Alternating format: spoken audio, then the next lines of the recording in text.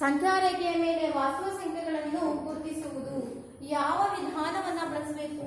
ಅನುಕ್ರಮ ವರ್ಧನಾ ಕ್ರಿಯೆಯನ್ನು ನಾವಿಲ್ಲಿ ಬಳಸಬೇಕು. ನೋಡಿ, ನಿಮ್ಗೆ ಸ್ಕೇಲ್ ಗೊತ್ತಿದೆ. ಸ್ಕೇಲ್ ಅಲ್ಲಿ ಒಂದು ಸರಳ ರೇಖೆಯನ್ನ ಹೇಳ್ಕೋಬೇಕು. ಸ್ಕೇಲ್ ಅಲ್ಲಿ ಸೆಂಟಿಮೀಟರ್ಗಳನ್ನು ಕೂಡ ಗುರ್ತು ಮಾಡ್ಕೋಬೇಕು. ನೀವು ಇಲ್ಲಿ ನಮಗೆ 3 ಇದೆ, ಹಾಗಾಗಿ ಸ್ಟಾರ್ಟಿಂಗ್ ನಂಬರು 2 ಸೆಂಟಿಮೀಟರ್ ಮತ್ತೆ 3 ಸೆಂಟಿಮೀಟರ್ ಗುರ್ತು ಮಾಡ್ಕೊಂಡಿದ್ದೀನಿ. ಅಷ್ಟು ಗುರ್ತು ಮಾಡ್ಕೊಳ್ಳೋದು ಬೇಡ. ಈಗ ಯಾವ ನಂಬರ್ ಇರುತ್ತೋ ಆ ನಂಬರ್, ಆಯ್ತಾ? 2 ಮತ್ತೆ 3 ಇಲ್ಲ ಅಂತಂದ್ರೆ ಇಲ್ಲಿ 2 ಮತ್ತು 3 ಬೇಡ, 3 ಮತ್ತೆ 4 ಸೆಂಟಿಮೀಟರ್ ಅನ್ನು ತಗೊಳ್ಳೋಣ. ಯಾಕೆಂದ್ರೆ 3.5 ಅಂತಕ್ಕಂಥದ್ದು ಎಲ್ಲದು ಏನಾಗಿರುತ್ತೆ, 3 ಮತ್ತೆ 4ರ ಮಧ್ಯಭಾಗದಲ್ಲಿ ಇರ್ತಕ್ಕಂಥದ್ದು, ಹೌದಾ? ಹಾಗಾದ್ರೆ ಇಲ್ಲಿ 0.5 ಇರುತ್ತೆ. ಎಷ್ಟಿದು? 3.5. ಇಲ್ಲಿ 3.1, 3.2, 3.3 ದೊಡ್ಡಕ್ಕೆ ತಗೊಳ್ತೀನಿ. 3.4, 3.5, 3.6, 3.7, 3.8, 3.9, ಇಲ್ಲಿಗೆ 4 ಸೆಂಟಿಮೀಟರ್. ನೋಡಿ, ಇಲ್ಲಿ ನಮಗೆ ಯಾವ ನಂಬರ್ ಕೊಟ್ಟಿರ್ತಾರೋ ಆ ನಂಬರು ಕೊನೆ ನಂಬರು. 4.5 ಅಂತ ಕೊಟ್ಟಿದ್ರೆ 4 ಸೆಂಟಿಮೀಟರ್ ಇಂದ 5 ಸೆಂಟಿಮೀಟರ್ಗೆ ತಗೋಬೇಕು. ಅರ್ಥ ಆಗ್ತದೆ ಹೇಳ್ತಿರೋದು? ಅಲ್ಲಿ 5.7 ಅಂತ ಕೊಟ್ಟಿದ್ರೆ 5 ಸೆಂಟಿಮೀಟರ್ ಇಂದ 6 ಸೆಂಟಿಮೀಟರ್ಗೆ ತಗೋಬೇಕು. ಎಲ್ಲ ಸ್ಕೇಲ್ನ ಗುರುತು ಮಾಡ್ಕೊಳ್ಳೋ ಅಗತ್ಯ ಇಲ್ಲಿ ಇಲ್ಲ. ತಿಳಿತಿದೆಯಾ ಹೇಳ್ತಿರೋದು? ತಿಳಿತಾ ಇದೆಯಾ ಹೇಳ್ತಿರೋದು? ಹಾಗಾದ್ರೆ ಇಲ್ಲಿ ನಾವು ನೋಡ್ತಾ ಹೋಗೋಣ. 3.7 ಇದೆ. 3.7 ಎಲ್ಲಿ ಬರುತ್ತೆ? ಇಲ್ಲಿದೆ. 3.7 ಅಂತಕ್ಕಂಥದ್ದು ಇಲ್ಲಿ ಬರ್ತಾ ಹೋಗುತ್ತೆ. 3.7 ಅಂದ್ರೆ 3.5ರ ನಂತರದಲ್ಲಿ 3.6 ನಮಗೆ 3.7 ಮತ್ತೆ 3.8. ಯಾಕೆ ನಮ್ಗೆ ಇಲ್ಲಿ ಸ್ಟಾರ್ಟಿಂಗ್ ನಂಬರ್ 3.7 ಇರೋದ್ರಿಂದ ಇಲ್ಲಿ 3.7 ಮತ್ತೆ 3.8 ನ ಸೆಲೆಕ್ಟ್ ಮಾಡ್ಕೋಬೇಕು. ಮತ್ತೆ ಒಂದು ಸ್ಕೇಲ್ ಸಹಾಯದಿಂದ ಒಂದು ಸರಳ ರೇಖೆಯನ್ನು ಡ್ರಾ ಮಾಡ್ಕೊಳ್ಳಿ. 3.7 ಇಲ್ಲಿಗೆ 3.8 ನಿಮಗೆ ಗೊತ್ತಿದೆ. ಮತ್ತೆ ಇಲ್ಲಿ ಇದು 3.7 ಅಂದ್ರೆ ನೋಡಿ 3.71, 3.72, 3.73, 3.74 ಸೆಂಟಿಮೀಟರ್ ಗುರ್ತು ಮಾಡ್ಕೋಬೇಕು. ಸೆಂಟಿಮೀಟರ್ 1, 2, 3, 4 ಇದೆಯಲ್ಲ ಅದನ್ನ ಗುರ್ತು ಮಾಡ್ಕೊಳ್ಳಿ. 3.75, 3.76, 3.77, 3.78, next 3.8 ಇಲ್ಲಿ ಬಂತು ನೋಡಿ 3.8. ಈಗ ನಮಗೆ ಮತ್ತೆ ಬೇಕಾಗಿರೋ 3.76 ಎಲ್ಲಿದೆ? ಇಲ್ಲಿದೆ ನೋಡಿ. 3.76 ಅನ್ನ ಫಸ್ಟ್ ಎರಡು ನಂಬರ್ ಫಸ್ಟ್ ಅದ್ರ ಮುಂದಿನ ನಂಬರ್ನ ಸೆಲೆಕ್ಟ್ ಮಾಡ್ಕೋಬೇಕಷ್ಟೇ. 3.76 ಇನ್ನೊಂದು 3.77. ಮತ್ತೆ ಒಂದು ಸ್ಕೇಲ್ ಸಹಾಯದಿಂದ ಗುರ್ತು ಮಾಡ್ಕೊಬೇಕು. ಸೆಂಟಿಮೀಟರ್ ಬರ್ಕೋಬೇಕು. ಇಲ್ಲಿ 3.76, 3.761, 3.762 ಈ ಎಷ್ಟೇ ನಂಬರ್ ತಗೊಂಡು ಕೂಡ ಅದ್ರ ಮುಂದೆ ಮತ್ತೆ ಸ್ಟಾರ್ಟಿಂಗ್ 1 2 1 2 ಅಂತ ಹೇಳಿ ಬರ್ತಾ ಹೋಗುತ್ತೆ. 3.763, 3.764, 3.765, 3.766, 3.767, 3.768, 3.769, 3.77 ಬಂತು. ಈ ಎಂಡಿಂಗ್ ನಂಬರ್ ಬಂತು. ಈಗ ನಮಗೆ ಬೇಕಾಗಿರ್ತಕ್ಕಂಥ 3.765 ಇದೆಯಾ ಇಲ್ಲಲ್ಲ ನಾವು ಕ್ಲಿಕ್ ಮಾಡಿದ್ರಲ್ಲಿ ಇಲ್ಲಿದೆ ನೋಡಿ. ಸಂಖ್ಯಾ ರೇಖೆಯ ಮೇಲೆ ವಾಸ್ತವ ಸಂಖ್ಯೆಗಳನ್ನು ನಾವು ಗುರುತಿಸಿದೀನಿ ನೋಡಿ. ಮೂರನೇ ಸ್ಟೆಪ್ ಅಲ್ಲಿ ಬಂದ್ಬಿಟ್ಟಿದೆ ವ್ಯಾಲ್ಯೂ 3.765. ಉತ್ತರ ನಮಗೆ ಈ ರೀತಿಯಾಗಿ ಸಂಖ್ಯಾ ರೇಖೆಯ ಮೇಲೆ ದೊರಕಿದೆ. ಇದನ್ನ ನಾವೇನ್ ಮಾಡಬೇಕು? ಈ ರೀತಿಯಾಗಿ ನಾವು ಮಾಡ್ತಾ ಹೋಗ್ಬೇಕು. ಇದಕ್ಕೆ ನಾವು ಅನುಕ್ರಮ ವರ್ಧನಾ ಕ್ರಿಯೆ ಅಂತ ಹೇಳಿ ಕರಿತೀವಿ. ಇದನ್ನ 3-4 ಮಾರ್ಕ್ಸ್ ಕೇಳ್ತಕ್ಕಂತಹ ಪ್ರಶ್ನೆ. ಇದೇ ರೀತಿಯ ಪ್ರಶ್ನೆ ನಿಮ್ಮ ಟೆಕ್ಸ್ಟ್ ಬುಕ್ ಅಲ್ಲಿ ಇದೆ. ಏನು? ಎರಡನೇ ಲೆಕ್ಕ 4.26 ಬಾರ್ ಅಂತ ಹೇಳಿ ಇದೆ. ಇದನ್ನ 4 ದಶಮಾಂಶ ಸ್ಥಾನಗಳಿಗೆ ಮಾಡಬೇಕು. ಅಂದ್ರೆ 4.2626 ಈ ರೀತಿಯಾಗಿ ಮಾಡಬೇಕು. ಹೇಗೆ ಮಾಡೋದು ಅನ್ನೋದನ್ನ ನಾನು ಇಲ್ಲಿ ತೋರಿಸ್ತೀನಿ, ನೋಡ್ತಾ ಹೋಗಿಬೇಕಿದ್ರೆ 4 ದಶಮಾಂಶ ಸಂಖ್ಯೆಗಳಿಗೆ ಇದನ್ನ ನಾವು ತೋರಿಸ್ಬೇಕು. ಇಲ್ಲಿಗೆ ನಾನು 4 ಬರ್ಕೊಂತೀನಿ, ಇಲ್ಲಿಗೆ ನಾನು 5 ಬರ್ಕೊಂತೀನಿ. ಇದನ್ನ ಅಳಿಸ್ತೀನಿ.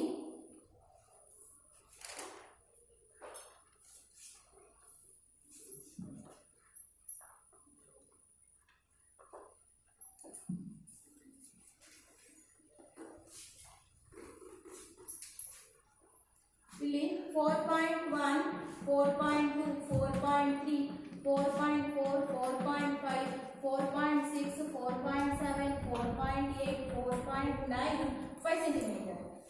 ನೆಕ್ಸ್ಟ್ ನಮಗೆ ಬೇಕಾಗಿರೋದು ಇಲ್ಲಿ 4.2, ಇಲ್ಲಿದೆ 4.2 ಮತ್ತೆ 4.3 ಇಲ್ಲಿದೆ ನೋಡಿ. ಇಲ್ಲಿಗೆ 4.2 ಬರೀತೀನಿ, ಇಲ್ಲಿಗೆ 4.3 ಮತ್ತೆ 4.2 ನ 4.21, 4.22, 4.33, 4.44, 4.45 ಇವೆರಡು ನಂಬರ್ ಇರುತ್ತೆ. ನಮಗೆ ಚೇಂಜ್ ಆಗಿರೋದು ಯಾವುದಿಲ್ಲಿ 4.23, ಕೊನೆ ನಂಬರ್ ಮಾತ್ರ ಚೇಂಜ್ ಆಗ್ತದೆ. 25, 4.26 ನೋಡಿ, 4.2 ಫಿಕ್ಸ್ ನಂಬರ್, 4.27, 4.28, 4.29, 4.3 ಸೆಂಟಿಮೀಟರ್ ಬಂತು. ನಮಗೆ ನೆಕ್ಸ್ಟ್ ಬೇಕಾಗಿದ್ದು 4. ನೋಡಿ 4.262 ಇದು ತಗೋಬೇಕು. ಎಲ್ಲಿದೆ 4.226 ಇಲ್ಲಿ ಬರುತ್ತೆ. ಇದು ಮತ್ತೆ ಈ ನಂಬರ್ ತಗೋಬೇಕು. 4.26, 4.261, 4.26, 4.262, 4.263, 4.264 ಇಲ್ಲಿ 3 ನಂಬರ್ ಫಿಕ್ಸ್ ಇರುತ್ತವೆ. ಅದರ ಜೊತೆಗೆ 1 ನೆಕ್ಸ್ಟ್ ನಂಬರಿಗೆ 2 ನ ಆಡ್ ಮಾಡ್ತಾ ಹೋಗ್ತೀವಿ. 4.26 ಫಿಕ್ಸ್, 261, 262, 263, 264, ನೆಕ್ಸ್ಟ್ 4.265, 4.266, ನೆಕ್ಸ್ಟ್ 4.267 ಈ ರೀತಿ. ನೆಕ್ಸ್ಟ್ 4.268, 4.269, 4.27 ಇಲ್ಲಿ ಬಂತು ನಂಬರ್, ಇಲ್ಲಿ ಬಂತು, ಇದು ಇಲ್ಲಿ ಬಂದಿದೆ, ಹೌದಾ? 4.2 ಇಲ್ಲಿ ಬಂದಿದೆ, ಇದು ಇಲ್ಲಿ ಹೋಗಿದೆ. ನೆಕ್ಸ್ಟ್ ಈಗ ನಮಗೆ ಬೇಕಾಗಿರೋದು 4.2626 ಇದು ಎಲ್ಲಿದೆ? 4.26 ಇದೆ ತಗೋಬೇಕು ಮತ್ತೆ, ಆಯ್ತಾ? ಅಲ್ಲಿಗೆ ಒಂದೇ ಇದು ತಗೊಂಡ್ರೆ ಇಲ್ಲಿ 4.262 ಸರಿನಾ? ಇದು 4.2621, 4.2622, 4.2623, 4.2624, 4.2625, 4.2626, 4.2627, 4.2628, 4.2629, 4.263 ಇಲ್ಲಿ ಬಂದಿದ್ದು ಇಲ್ಲಿ ಬಂದಿದೆ. ಆಗ ನಮಗೆ ಉತ್ತರ ಎಲ್ಲಿ ಬಂದಿದೆ? ಇಲ್ಲಿ ಬಂದಿದೆ ನೋಡಿ, 4.2626. ಇದನ್ನ ನಾವೇನಂತ ಬರೀಬಹುದು? 4.26 ಬಾರ್ ಅಂತ ಹೇಳಿ ಬರೀಬಹುದು. ಗೊತ್ತಾಯ್ತಾ? ಈ ರೀತಿಯಾಗಿ ನಾವು ಸಂಖ್ಯಾ ರೇಖೆಯ ಮೇಲೆ ಏನ್ ಮಾಡಬೇಕು? ವಾಸ್ತವ ಸಂಖ್ಯೆಗಳನ್ನ ಏನ್ ಮಾಡಬೇಕು? ಈ ರೀತಿಯಾಗಿ ಗುರ್ತು ಮಾಡ್ತಾ ಹೋಗ್ಬೇಕು. ಈಗ ವಾಸ್ತವ ಸಂಖ್ಯೆಗಳ ಮೇಲಿನ ಕ್ರಿಯೆಗಳನ್ನ ನಾವು ನೋಡ್ತಾ ಹೋಗೋಣ. ವಾಸ್ತವ ಸಂಖ್ಯೆಗಳ ಮೇಲೆ ಕ್ರಿಯೆ ಹೇಗಿರುತ್ತೆ? ಲೆಕ್ಕಗಳಲ್ಲಿ ಎಲ್ಲವೂ ಕೂಡ ನೀವು ನೋಟ್ ಮಾಡ್ಕೊಂಡಿದ್ದೀರಿ. ಲೆಕ್ಕ ಬರುತ್ತಾ ಎಲ್ಲರಿಗೂ? ಸಂಖ್ಯಾ ರೇಖೆಯ ಮೇಲೆ 4 ದಶಮಾಂಶ ಸ್ಥಾನಗಳಿಗೆ ಸಂಖ್ಯಾ ರೇಖೆಯ ಮೇಲೆ ಇದನ್ನ ಕೇಳ್ತಾರೆ. ಎಷ್ಟು ಮಾರ್ಕ್ಸ್ಗೆ? 4 ಮಾರ್ಕ್ಸ್ಗೆ ಇದನ್ನ ಕೇಳ್ತಾರೆ. ಹಾಗಾಗಿ ನಾವು ಇದನ್ನ ಅನುಕ್ರಮ ವರ್ಧನ ಕ್ರಿಯೆಯನ್ನು ನಾವು ಸ್ವಲ್ಪ ಕಲಿಬೇಕು. ವಾಸ್ತವ ಸಂಖ್ಯೆಗಳ ಮೇಲಿನ ಕ್ರಿಯೆಗಳು ನೋಡ್ತಾ ಹೋಗೋಣ. ವಾಸ್ತವ ಸಂಖ್ಯೆಗಳ ಮೇಲಿನ ಕ್ರಿಯೆಗಳು. ಇದರಲ್ಲಿ ಒಂದು ಲೆಕ್ಕಗಳನ್ನ ನಾವು ನೋಡ್ತಾ ಹೋಗ್ತೀವಿ. ಯಾವ ತರ ಲೆಕ್ಕ ನಿಮ್ಮ ಟೆಕ್ಸ್ಟ್ ಬುಕ್ ಅಲ್ಲಿ ಇದೆ? ಒಂದೇ ತೋರಿಸ್ತೀನಿ. ರೂಟ್ ಆಫ್ 9.3 ಯನ್ನು ಸಂಖ್ಯಾ ರೇಖೆಯ ಮೇಲೆ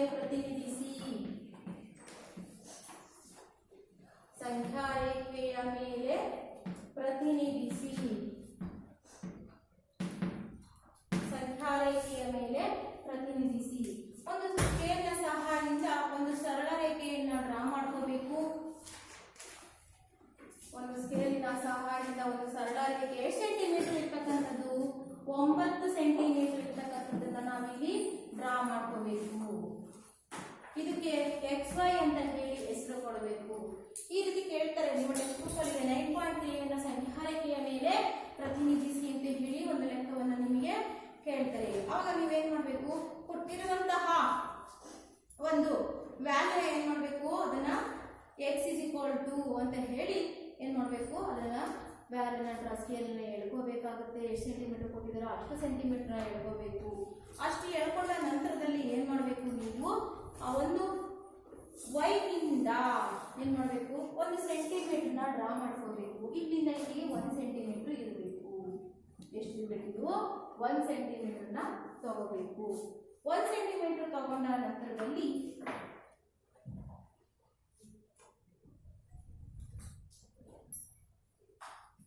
ಇದಕ್ಕೆ ಸೆಂಟರ್ ಪಾಯಿಂಟ್ ನ ಕಂಡುಹಿಡ್ಕೋಬೇಕು. ಸೆಂಟರ್ ಪಾಯಿಂಟ್ ನ ಕಂಡುಹಿಡ್ಕೊಂಡು ಕೈವಾರದ ಸಹಾಯದಿಂದ ಕೋನಮಾಪಕವಾದರೆ ಅರ್ಧ ವೃತ್ತವನ್ನ ಎಳಿಬೇಕು. ಹೀಗೆ ಅರ್ಧ ವೃತ್ತವನ್ನ ಎಳ್ಕೋಬೇಕಾಗುತ್ತೆ. ಹೀಗೆ ಎಳ್ಕೋಬೇಕು. ಸರಿನಾ? ಇದಕ್ಕೆ ಎ ಅಂತ ಹೇಳಿ ಹೆಸರು ಕೊಡ್ತೀನಿ. ಕೊಟ್ಟ ನಂತರದಲ್ಲಿ ಸ್ಕೇಲ್ ಅಲ್ಲಿ ಇಲ್ಲೇನು ನೀವು ಒಂದು ಮಾನ ಗುರ್ತು ಮಾಡ್ಕೊಂಡಿದ್ದೀರೋ ಆ ಒಂದು ಮಾನವನ್ನ ಸ್ಕೇಲ್ ನಲ್ಲಿ ಎಳಿಬೇಕು. ಅಷ್ಟೇ ಸೆಂಟಿಮೀಟರ್ನ ಏನ್ ಮಾಡಬೇಕು? ನೀವು ಪಕ್ಕ ಇನ್ನೊಂದು ಸೆಂಟಿಮೀಟರ್ನ ಡ್ರಾ ಮಾಡ್ಕೋಬೇಕು. ಇದಕ್ಕೆ ನಾವು √x ಅಂತ ಹೇಳಿದ್ರೆ √9.3 ಅಂತ ಹೇಳಿ ತಗೋಬೇಕು. ತಗೊಂಡ ನಂತರದಲ್ಲಿ ನಾವು ಕೈವಾರವನ್ನ ಬಳಸಿಕೊಂಡು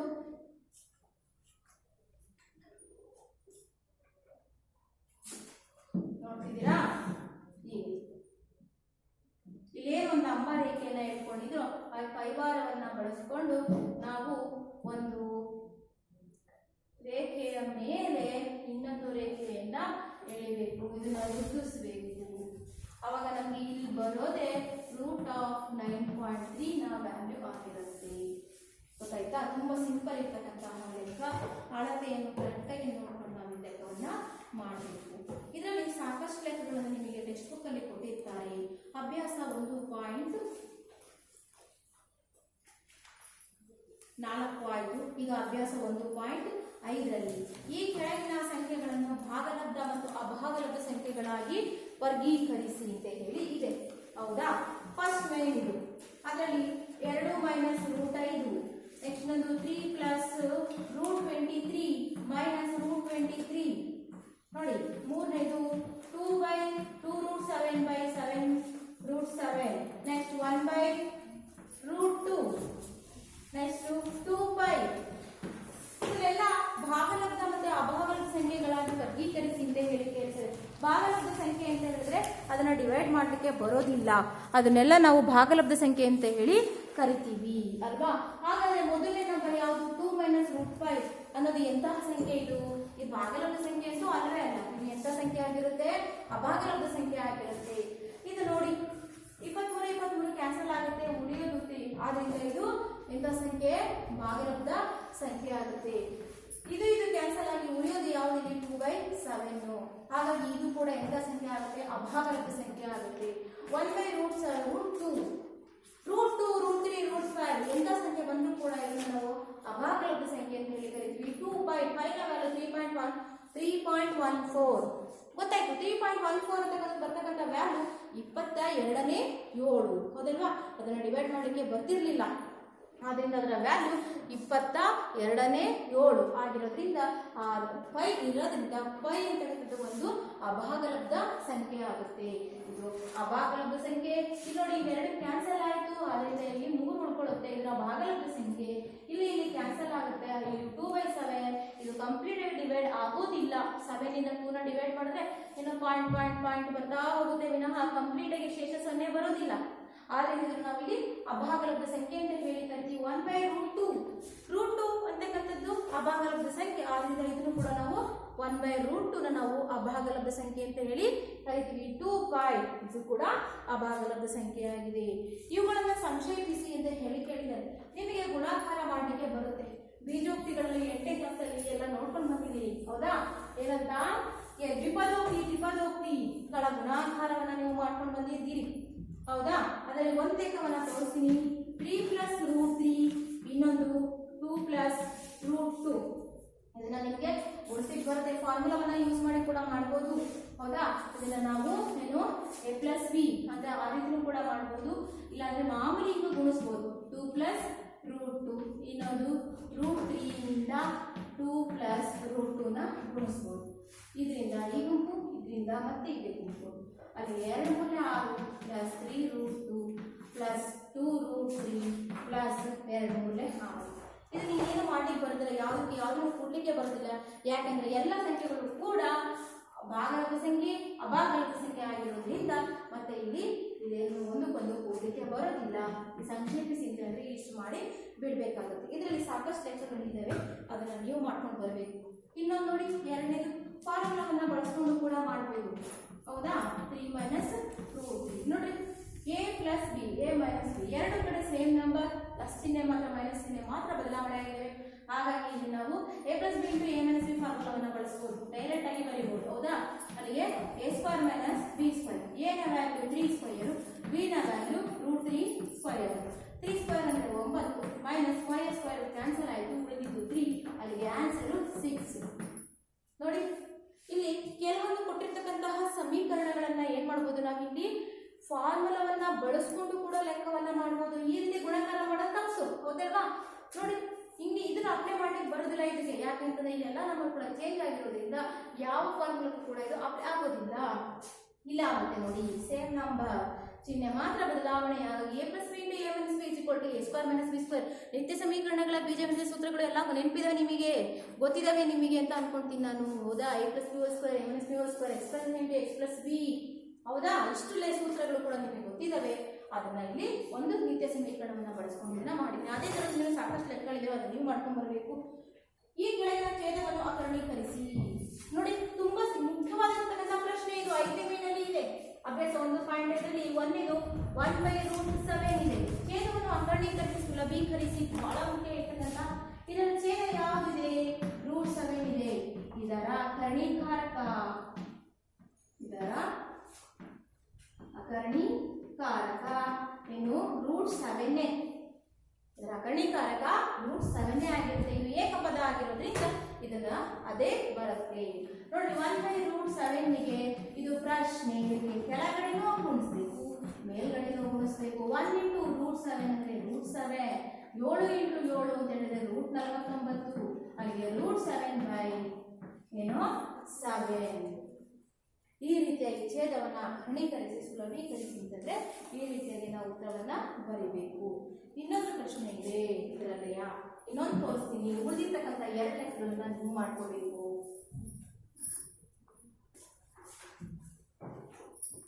ಎರಡನೇದು 1/√5 + √2.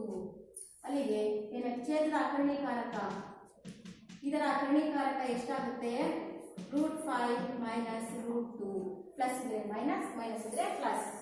ಇಲ್ಲಿ ಏನು ಅಕರ್ಣೀಕಾರಕ ಅಂತ ಹೇಳಿ ಬರ್ದಿರ್ತೀವೋ ಅದನ್ನ ಲೆಕ್ಕಕ್ಕೆ ಕನ್ಸಿಡರ್ ಮಾಡ್ಕೋಬೇಕು. √2 ಇಂಟು ಛೇದಕ್ಕೂ ಗುಣಿಸ್ಬೇಕು, √5 - √2. ಅಂಶಕ್ಕೂ ಗುಣಿಸ್ಬೇಕು, ಸರಿನಾ? ಈಗ ಇದು ಗುಣಿಸ್ಬೇಕು. 1ರಿಂದ ಇಷ್ಟು ಗುಣಿಸಿದ್ರೆ √5 - √2. ಇಲ್ಲಿ ನೋಡಿ, ಒಂದು ಗುಂಪು √5 + √2 into √5 - √2. √5 - √2 divided by a + b into a - b is equal to a² - b². ಹೌದಾ? ಎಲ್ಲ ಕ್ಯಾನ್ಸಲ್ ಆಗುತ್ತೆ. ಸ್ಕ್ವೇರ್ ರೂಟ್ ಇರೋದ್ರಿಂದ ಸ್ಕ್ವೇರ್ ರೂಟ್ ಕ್ಯಾನ್ಸಲ್ ಆಗಿ ಇಲ್ಲಿ ಬರೀ 5 ಉಳ್ಕೊಳ್ತದೆ, ಇಲ್ಲಿ ಬರೀ 2 ಉಳ್ಕೊಳ್ತದೆ. ಹೌದಾ? ಆವಾಗ ನಮಗೆ ಉಳಿತಕ್ಕಂತಹ ಉತ್ತರ √5 - √2 ಡಿವೈಡೆಡ್ ಬೈ 3. ನೋಡಿ, ಈ ರೀತಿಯಾಗಿ ಛೇದವನ್ನು ಅಕರ್ಣೀಕರಿಸಿ ಸುಲಭೀಕರಿಸಿ ಅಂತಕ್ಕಂತಹ ಲೆಕ್ಕಗಳನ್ನ ನಾವು ಮಾಡಬೇಕು. ನಿಮ್ಮ ಟೆಕ್ಸ್ಟ್ ಬುಕ್ ಅಲ್ಲಿ ಸಾಕಷ್ಟು ಲೆಕ್ಕಗಳನ್ನ ಕೊಟ್ಟಿದ್ದಾರೆ. ಅದನ್ನ ನೀವು ಮನೆಯಲ್ಲಿ ಕೂತ್ಕೊಂಡು ಉಳಿದಿರ್ತಕ್ಕಂಥ 2 ಲೆಕ್ಕಗಳನ್ನ ನೀವು ಮಾಡಬೇಕು. ಅರ್ಥ ಆಗ್ತಿದೆ ಹೇಳ್ತಿರೋದು? ಈಗ ಮುಂದೆ ಘಾತಾಂಕಗಳನ್ನು ನಾವು ನೋಡೋಣ. ಘಾತಾಂಕಗಳು ನಿಮಗೆ ಗೊತ್ತಿದೆ. ಏನು?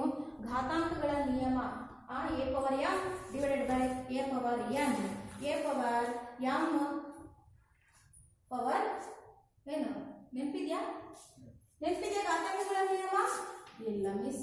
a power m into a power n is equal to a power m plus n. ಹೌದಾ? ಇವೆಲ್ಲ ಏನು ಘಾತಾಂಕಗಳ ನಿಯಮ ಅಂತ ಹೇಳಿ ಕರಿತೀವಿ ನಾವು.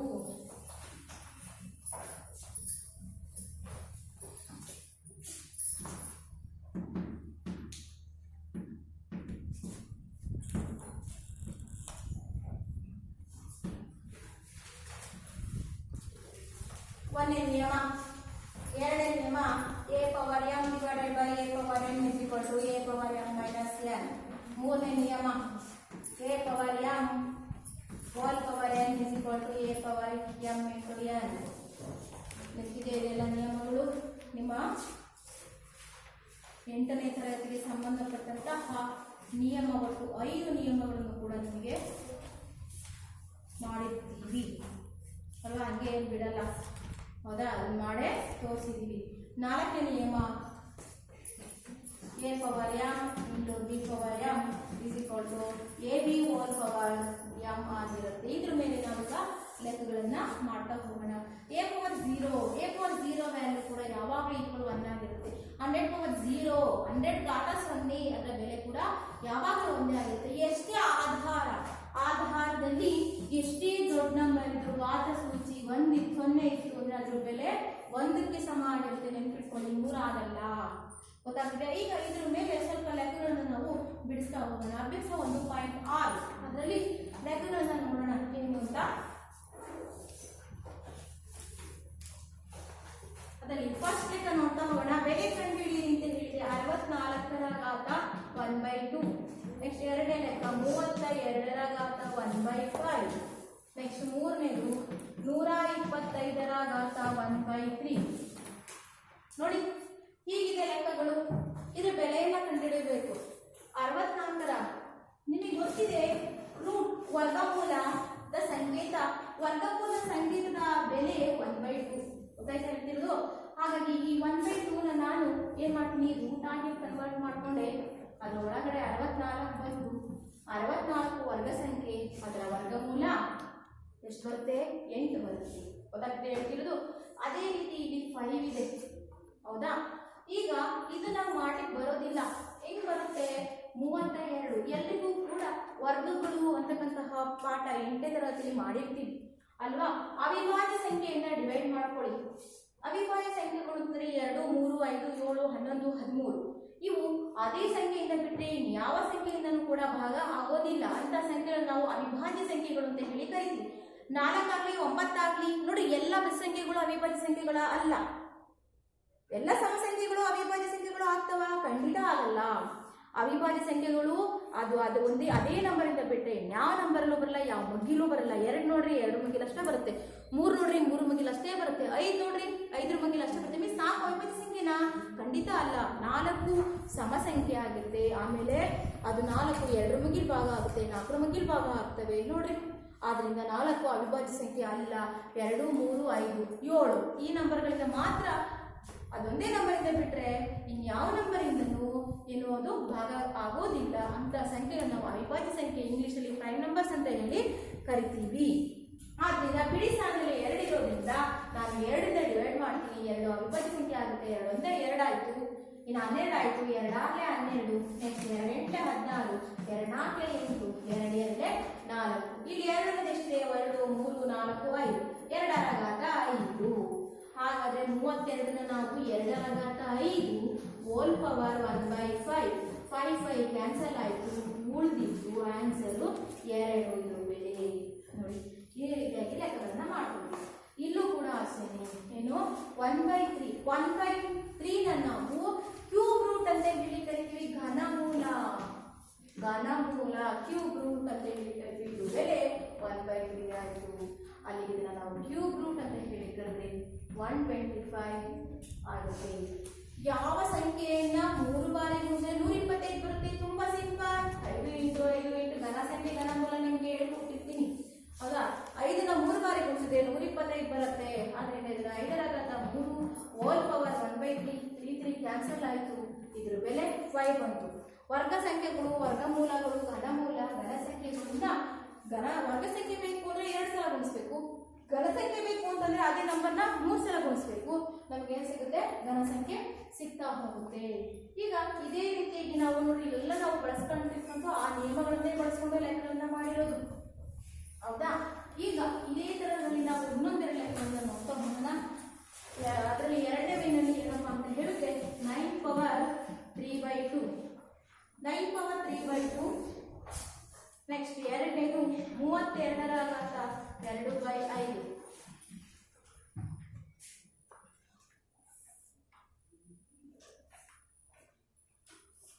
ಆಯ್ತಾ? ಇದನ್ನ ನಾವು ಈ ತಲೆ ಮೇಲಿದೆ ಅದನ್ನ ಘಾತ 3 ಪವರ್ 1/2 ಈ ರೀತಿಯಾಗಿ ಮಾಡ್ಕೊಂಡಿದ್ದೀನಿ. ಈ ರೀತಿಯಾಗಿ ಮಾಡ್ಕೊಂಡು ಇನ್ನೇನು ಮಾಡ್ಬೋದು ನೋಡಿ, ಇದನ್ನ ರೂಟ್ ಆಗಿ ಬರ್ಕೊಂಡೆ 9ರ ಘಾತ 3 ಬಂತು, ಆಯ್ತಾ? ಅಥವಾ ವರ್ಗಮೂಲ ಮಾಡಿ ಕೂಡ ಮಾಡ್ಕೋಬಹುದು, ಸರಿನಾ? ನೀವು ಕೂಡ ಮಾಡ್ಕೋಬಹುದು. ತೋರಿಸ್ತೀನಿ ನೋಡಿ, ತುಂಬಾ ಸಿಂಪಲ್ ಮಾಡೋದ್ರಿಂದ 9ನ ಏನು ಮಾಡೋಣ, 3 ಮೂಲೆ 9 ಆಯಿತು. ಎಷ್ಟು ಬಂತಲ್ಲಿಗೆ? 3ರ ಘಾತ 2 ಆಯಿತು. 9ನ ನಾನಿಲ್ಲಿ 3ರ ಘಾತ 2 ಅಂತ ಮಾಡಿಕೊಂಡೆ. ಪವರ್ ಇದೆಯಲ್ಲ ಇದು, ಅದನ್ನ ಇಲ್ಲಿ ಬರಿತಾ ಇದ್ದೀನಿ, ಗೊತ್ತಾಯ್ತಾ? 9ನ 3ರ ಘಾತ 2 ಮಾಡ್ಕೊಂಡ್ರೆ ಈ ಎರಡು ಏನಾಯ್ತು? ಕ್ಯಾನ್ಸಲ್ ಆಯಿತು. 3ರ ಘಾತ 3, 3ರ ಘಾತ 3 ಒಂದ್ರ ಬೆಲೆ 3 ಸಲ ಗುಣಿಸಿ 3 ಮೂಲೆ 9, 9 ಮೂಲೆ 27, ಸರಿನಾ? ಇಲ್ಲಿ ಕೂಡ 2/5 ಬಂತು. ಹಾಗೆ ಮಾಡಿಸಿದೆ. ಇಲ್ಲಿ 2ರ ಘಾತ ಎಷ್ಟು ಬರುತ್ತಿದ್ದು? 5 ಬರುತ್ತೆ, ಹೌದಾ? 32 2ರ ಘಾತ 5, 2ನ್ನ 5 ಬಾರಿ ಗುಣಿಸಿದ್ರೆ 32 ಬರುತ್ತೆ. ಅಲ್ಲಿಗೆ ಈ ಘಾತ ಸೂಚಿಯನ್ನ ಬರಿತಾ ಇದ್ದೀವಿ. 2/5, 5 ಕ್ಯಾನ್ಸಲ್ ಆಯಿತು. 2ರ ಘಾತ 2 ಇದು ಆನ್ಸರ್ 4. ಇದರ ಬೆಲೆ ಕಂಡುಹಿಡಿಯಿರಿ. ಇದರಲ್ಲಿ ಇನ್ನೊಂದಿಷ್ಟು ಲೆಕ್ಕಗಳಿದ್ದಾವೆ, ಎರಡು ಲೆಕ್ಕಗಳಿದ್ದಾವೆ, ಅದನ್ನ ನೀವು ಮಾಡ್ಕೊಂಡು ಬರಬೇಕು. ಇನ್ನೂ ಒಂದು ಮೈನ್ ಇದೆ, ಸಂಕ್ಷೇಪಿಸಿ ಅಂತಕ್ಕಂತಹ ಒಂದು ಮೈನ್ ಇದೆ. ಏನು? 1.6ರಲ್ಲಿ ಸಂಕ್ಷೇಪಿಸಿ ಅಂತಹ ನಿಯಮಗಳನ್ನ ಬಳಸ್ಕೊಂಡು ಮಾಡಬೇಕು. ನೋಡೋಣ. ಹಾಗಿದ್ರೆ ನಿಮಗೆ ಅವಿಭಾಜ್ಯ ಸಂಖ್ಯೆಯಿಂದ ಭಾಗಾಕಾರ ಮಾಡಲಿಕ್ಕೆ ಬರಬೇಕು. ನೆಕ್ಸ್ಟ್ ನಿಯಮಗಳನ್ನ ಹೇಗೆ ಬಳಸ್ಕೊಂಡು ಮಾಡಬೇಕು ಅನ್ನೋದು ನನಗೆ ಗೊತ್ತಾಗಬೇಕು. ಈಗ ಇನ್ನೊಂದು ಮೈನು ಸಂಕ್ಷೇಪಿಸಿ ಅಂತ ಹೇಳಿ ಇದೆ, ನಿಮ್ಮ ಟೆಕ್ಸ್ಟ್ ಬುಕ್ ಅಲ್ಲಿ ಇದೆ. ಸಂಕ್ಷೇಪಿಸಿ ಒಂದೇ ಲೆಕ್ಕ 2 ಪವರ್ 2/3 ಇಂಟು 2 ಪವರ್ 1/5 ಇಷ್ಟು ಲೆಕ್ಕ ಇದೆ. 1/3 ಪವರ್ 3 ಹೋಲ್ ಪವರ್ 7, ಆಯ್ತಾ? ಇನ್ನೊಂದು ಮೂರನೇದಿದೆ 11 ಪವರ್ 1/2 ಡಿವೈಡೆಡ್ ಬೈ 11 ಪವರ್ 1/4. ನಾಲ್ಕನೇ ಲೆಕ್ಕ 7 ಪವರ್ 1/2 ಇಂಟು 8 ಪವರ್ 1/2. ಇಷ್ಟು ಲೆಕ್ಕಗಳು ಇದಾವೆ ನಿಮ್ಮ ಟೆಕ್ಸ್ಟ್ ಬುಕ್ ಅಲ್ಲಿ, ಹೌದಾ? ಇದು ಫಾರ್ಮುಲಾ ನೆನಪಿದ್ಯಾ? a power m into a power n. ಎರಡು ಕಡೆ ಏನಾಗಿದೆ? ಆಧಾರ ಸೇಮ್ ಇದೆ. ಹಾಗಿದ್ರೆ ಇಲ್ಲಿ a power m plus n. ಹಾಗಾದ್ರೆ ಇಲ್ಲಿ 2ರ ಘಾತ 2/3 plus 1/5. Next 5 2 10 plus 3 1 3 divided by 15. ಅಲ್ಲಿಗೆ 2ರ ಘಾತ 13/17. ಗೊತ್ತಾಯ್ತಾ? ಒಂದು ಗುಣಿಸಲಿಕ್ಕೆ ಬರುತ್ತಾ? ಸಂಖ್ಯೆಗಳ ಭಿನ್ನರಾಶಿ ಕೊಟ್ಟಾಗ ಓರೆ ಗುಣಾಕಾರ ಮಾಡಿ ಮಾಡಬೇಕು. ಇಲ್ಲಿ ನೋಡಿ 1/3 power 3 whole power 7. ಇಲ್ಲೇನಿದೆ? a/b hole power n ಅಂತಕ್ಕಂತಹ ರೂಪದಲ್ಲಿದೆ, ಹೌದಾ? ಅಲ್ಲಿಗೆ 1 power 7 divided by 3 power 3 into 7. ಅಲ್ಲಿಗೆ ಆನ್ಸರ್ 1ನ x ಬಾರಿ ಗುಣಿಸಿದ್ರು ಒಂದೇ ಬರುತ್ತೆ. 3ರ ಘಾತ 21. ನೆಕ್ಸ್ಟ್ ಇಲ್ಲಿ ನೋಡಿ ಫಾರ್ಮುಲಾ ಇದೆ ಒಂದು, a power m divided by a power n is equal to a power m minus n, ಹೌದಾ? ಇಲ್ಲಿ ಆಧಾರ ಎಷ್ಟಿದಾವೆ? ಒಂದು ಸೇಮ್ ಇದೆ, ಹೌದಲ್ವಾ? ಇದರಲ್ಲೂ 11 ಇದರಲ್ಲೂ 11. ಇದನ್ನ ಆಧಾರ ಅಂತ ಹೇಳಿ ಕರಿತೀವಿ. ಮೇಲ್ಗಡೆ ಇದ್ರೆ ಅದನ್ನ ಘಾತ ಸೂಚಿ ಅಂತ ಹೇಳಿ ಕರಿತೀವಿ. m ಮೈನಸ್ n ರೂಪಕ್ಕೆ ಅಂತ ಹೇಳಿದ್ರೆ 1/2 ಮೈನಸ್ 1/4. 11 4 ಒಂದೇ 4 ಮೈನಸ್ 2 ಒಂದೇ 2 ಡಿವೈಡೆಡ್ ಬೈ ಜೆಡ ಗುಣಿಸಿ 4 2 8 ಆಯ್ತು. ಅಲ್ಲಿಗೆ 11 ಪವರ್ 4ರಲ್ಲಿ 2 ಹೋದ್ರೆ 2/8. ಅಲ್ಲಿಗೆ ಆನ್ಸರ್ 11 ಪವರ್ 1/4. 2 ಒಂದೇ 2 4 ಕ್ಯಾನ್ಸಲ್ ಆಯ್ತು. ಕ್ಯಾನ್ಸಲ್ ನಮಗೆ ಉಳಿದು 11ರ ಘಾತ 1/4 ಬಂತು. ಇದನ್ನು ಕೂಡ ಮಾಡ್ಬೋದು. ಏನು? a power m into b power m. ಇದನ್ನು ಕೂಡ ಅದೇ ರೀತಿಯಾಗಿ ಲೆಕ್ಕಗಳನ್ನ ಮಾಡ್ಕೋಬಹುದು. ಹಾಗಿದ್ರೆ ಅಭ್ಯಾಸ 1.6ರಲ್ಲಿ ಸಾಕಷ್ಟು ಲೆಕ್ಕಗಳನ್ನ ನಾನು ಮಾಡಿಸಿದ್ದೀನಿ. ಉಳಿದಿರ್ತಕ್ಕಂಥ ಎಲ್ಲ ಲೆಕ್ಕಗಳನ್ನ ನೀವು ಮಾಡಿಕೊಂಡು ಬರಬೇಕು. ಗೊತ್ತಾಯ್ತು ಹೇಳ್ತಿರೋದು? ಏನಾದರೂ ಡೌಟ್ ಇದ್ರೆ ನೆಕ್ಸ್ಟ್ ಕ್ಲಾಸಲ್ಲಿ ರೆಡಿಯಾಗಿ.